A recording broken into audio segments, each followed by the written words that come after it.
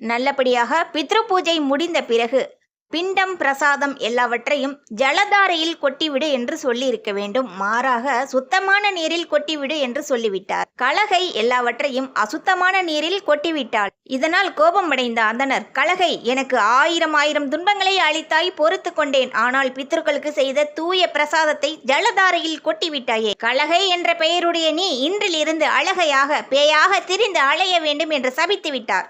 கங்கை கரையோரம் தர்மாங்கதரை என்ற முனிவர் நாராயண மந்திரத்தை ஜபித்து தவம் செய்து கொண்டிருந்தார். அப்பொழுது இந்த பேய் அவரை பிடிக்க சென்றது.